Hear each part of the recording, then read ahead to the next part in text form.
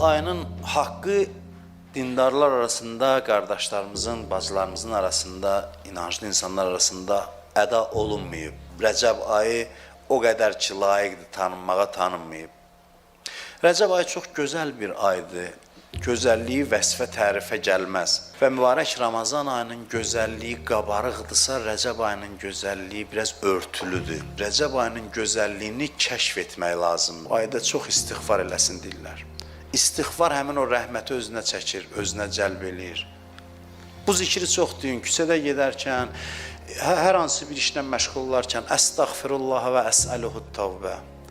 İlahə, səndən bağışlanmaq istəyirəm və səndən mənə tərəf dönməyi istəyirəm. İstiğfardır. Əstəğfirullah və əsəluhut tavbə.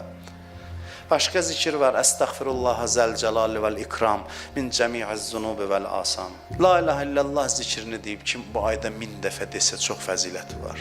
Ayda 1000 dəfə də çalışın, oruç tutun. Oruç tutanlara iftar verin.